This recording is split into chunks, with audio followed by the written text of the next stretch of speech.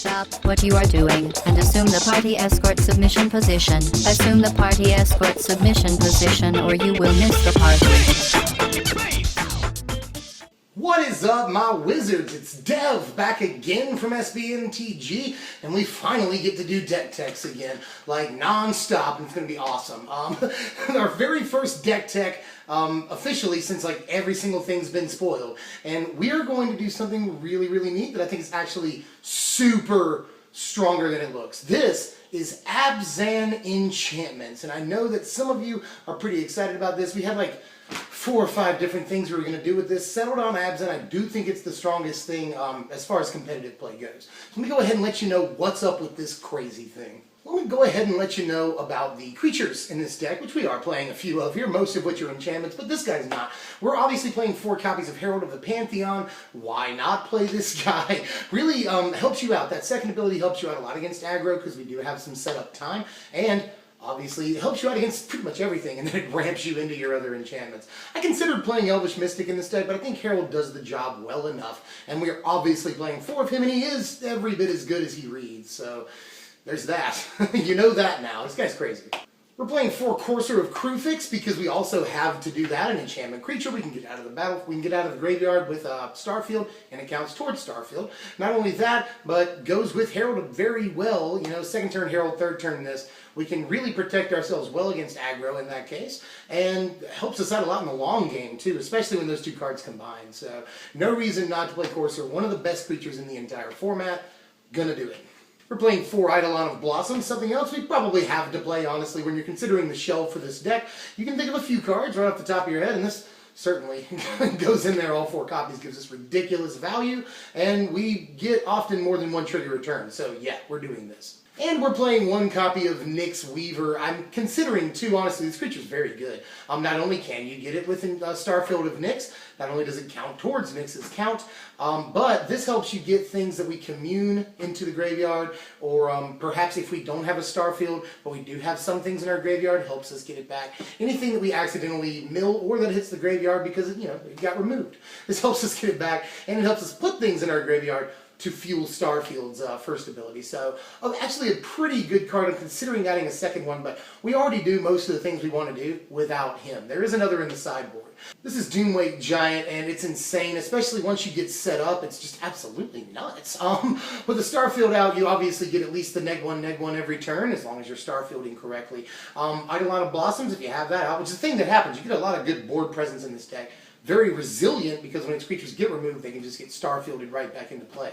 So, a lot of board presence, Eidolon of Blossoms, Doomwake Giant, Starfield, these things are out on the field a lot at the same time. So, you'll be able to get neg1 every turn with Starfield, plus, you'll draw more cards with Eidolon of Blossoms, enabling you to play more enchantments. Many times you'll get multiple triggers off of Doomwake Giant in the same turn, and that is the key to making the card good, and we have done that, definitely in this deck. There are times where you can get, neg3, and that's when it just starts getting absolutely insane. But of course, Starfield's turned on, we have, and just with a huge creature like Doomwake in play, we can swing through a lot, even if we don't kill everything. Just 1 or 2 activations, we can swing right into Siege Rhino, Ojutai, we don't really care that much. And it's worth noting that his ability doesn't target, and it's neg1, so it'll kill things like hexproof creatures and indestructible creatures. So Doomwake is very good, especially when we get multiple triggers off of it a turn. And it is a win condition. Very good card in this deck. Also, I want to address this before I move on. I didn't play Nyx-Fleece Ram in the creatures. A lot of people are saying that's very good. I left it in the board. 4 copies in the board, actually, against aggro. I think that Herald and Courser, and Courser's high toughness, too, really help us out early game against aggro. Not quite enough, but not enough for me to be willing to devote 4 slots to Nyx-Fleece Ram. Let's move on to the spells here, which we're not playing too darn many of. We are playing 2 Commune with the Gods, and we're playing 1 Kruphix's Insight. That's all we got for the spells. Kruphix's Insight is obviously ridiculous advantage 90% of the time. It's just crazy. A lot of times you'll be able to dump more enchantments into your graveyard, pick 3, and then dump a couple into the graveyard, which is just insane. At least 1 sometimes goes to the graveyard, which we don't really care in this deck. We can Starfield them back, and we don't mind. We can Nyx Weaver them back, don't mind. So a lot of good things about Kruphix's Insight, and I would consider playing more, although I really like Commune with the Gods an awful lot in this, and I would maybe play 3, but this is a very tight tight deck list, so it was kind of hard to justify letting go of a creature or another enchantment. We are playing one artifact before we move on to the meat of this deck, the enchantments. We are playing one Helm. Helm is actually pretty darn good. I mean, obviously, if you've got Starfield turned on, then this is a +5/+5 at the very least. And very cheap to cast, very cheap to equip.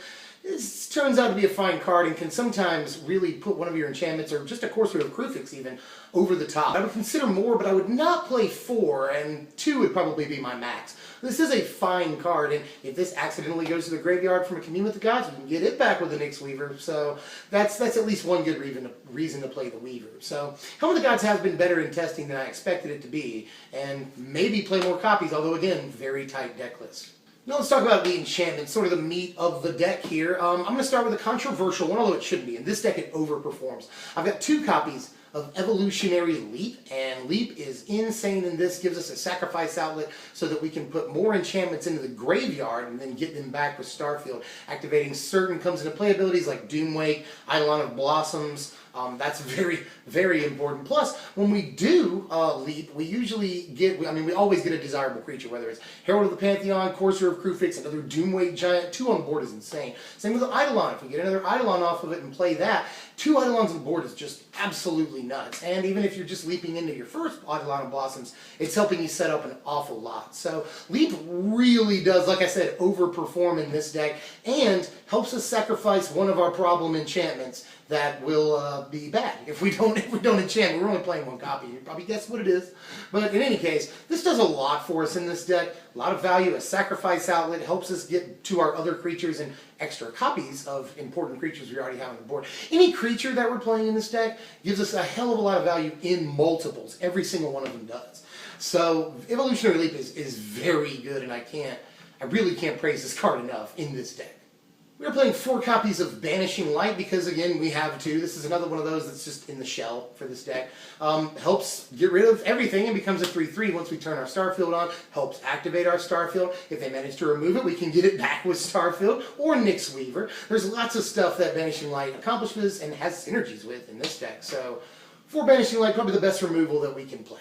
We're playing 1 copy of Demonic Pact in this deck, and this has worked out a little bit better than I thought it would. Obviously, this is what we can sack to Evolutionary Leap and then bring it back into play with Starfield the next turn and just keep getting the best parts of it. That's very important, although it does have to be out after you Starfield it for like a whole turn before you can use it again. That's kind of bad, but in the meantime, it's a 4/4 if you've got Starfield's second ability turned on. So, Demonic Pact does an awful lot. Multiple turns of it staying in play really help us out. Obviously, if we use the draw 2 cards ability, we can use that to play more enchantments, get more value off of those.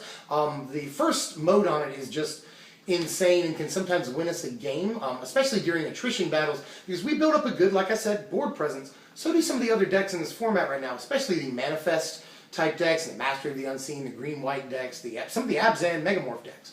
So we have a lot of ways of winning stalemates against those decks. This is one of them. Do like the card, it turns out, but only under the right conditions, which we do have in this deck. 1 copy of Whip of Erebos. Obviously, this is another way that we can get double or triple value out of Doomwake or Eidolon of Blossoms in the same turn. That's pretty cool, and giving our creatures lifelink is ridiculous, if Starfield is turned on especially, because this can swing in for 4 lifelink, which is pretty cool, and gives all of our huge enchantments, lifelink, which is just can really put us over the top. Didn't want to play 2. We definitely have ways of getting the 1. We have Commune, we have Kruphix's Insight, we have lots of stuff. So we will find our 1 copy, and it's not absolutely necessary, but it doesn't feel much like win more. It feels like great synergy, so I ended up playing the 1 copy. We are playing 3 Sigil of the Empty Throne, another good win condition. Note that if you Starfield of Nyx something into play, it doesn't work. You're not casting an enchantment, but still very good because if we do Starfield something into play, we're often getting value off of Eidolon of Blossoms, drawing more cards. We have Kruphix's Insight and Commune with the Gods, so plenty of ways to get enchantments and play them and get 4/4 angels out of them. So this is an insane card. Didn't want to play the full 4, it just seemed clunky. And obviously, if Starfield's turned on, this is a 5/5, so that's pretty awesome too. I can't praise this card enough either. Honestly, Sigil, this is the deck for it, and it actually does perform very well. Helps, again, break stalemates. Every turn that goes by, you get a 4/4 flyer, which especially against the decks we're making stalemates against. That is a very, very good ability. So, again, I think this deck is good against some of the things in this format. Not against others, but some of the more important decks in the format. So there's that. And we got 4 copies of the bad boy right here, Starfield of Nyx. I've probably said it, drink every time I say Starfield of Nyx. Go back and watch this, drink every time I say Starfield, because it's probably like 30 times by now.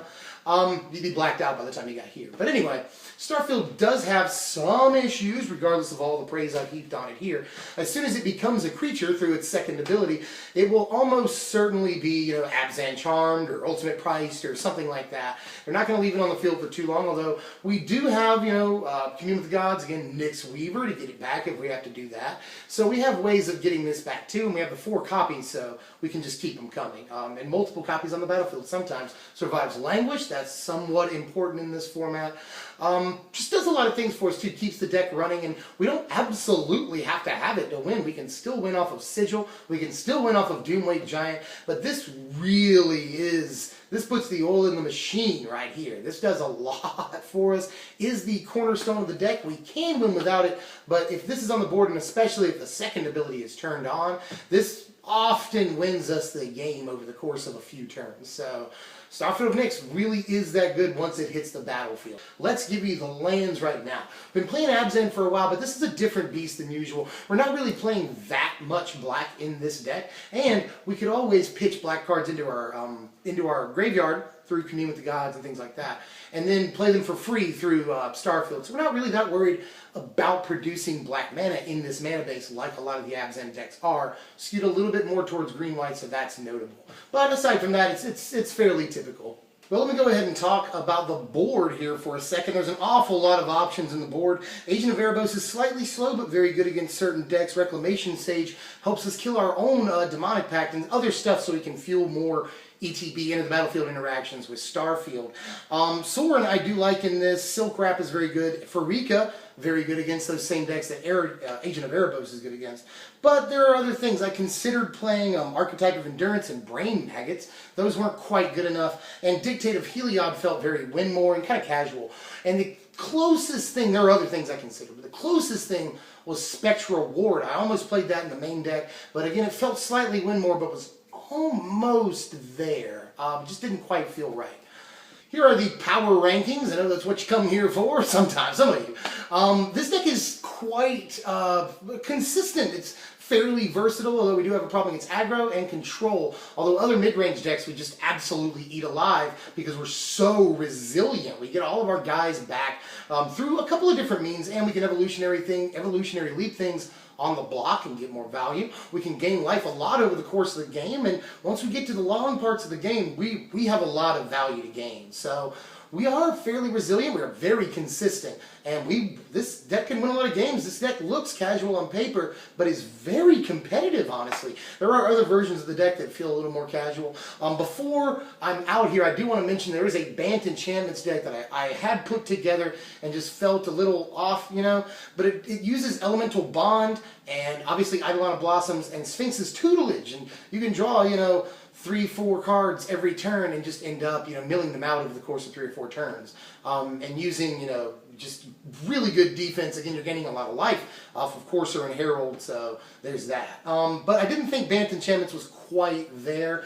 But Abzan Enchantments, I think, is very, very good. And this probably isn't the actual iteration we'll get. It'll probably look closer to traditional Abzan, but it will have some tricks if we see a Starfield deck at all. But I think this is a very strong thing. It's just a lot of ideas and a lot of great synergies. So try it out. I'd love to take this up to FNM or even a Pro Tour qualifier. I think this is actually a fairly competitive deck in this format just because it's so resilient, and once it gets going, it's a snowball. It just gets enormously huge. You get so much value every single turn. You start playing up to turns where you can Starfield something into play and whip something into play, draw cards through Eidolon of Blossoms, get multiple triggers off of Doomwake Giant, and just do get 2 4/4 flyers in the same turn. All this happens in one turn. It's just, the turns get insane, and it busts up stalemates very well, goes along very well. It just has to get there. That's part of the problem. You could play Nyx-Fleece Ram in the main deck, although I'm kind of against that. as sort of a foregone conclusion, you know. I don't think it just automatically belongs in the main deck. Especially since we'll see what aggro does. It'll probably get a little bit stronger with goblins and elves. Possibly soldiers, we'll have to wait and see. But I do think it's a very strong and obviously incredibly fun to play deck. Once it gets going, it just does all of the things. Kills all the guys, draws all the cards, makes all the creatures. It's just crazy. So play it. Let me know how you feel. I'm Dev from SBMTG. Sub if you haven't done that yet. Like, share, comment, subscribe. The next thing we got going, the next thing I'm putting up at least, is green black elves. I know a lot of people are super stoked for that, so stay tuned. We got more coming. Even than that, we got a lot of insane ideas for deck techs, and Magic Origins is just insane. So, yeah, stick with us. I'm Deb from SBMTG, and I will see you guys later. Thanks for watching, my wizards.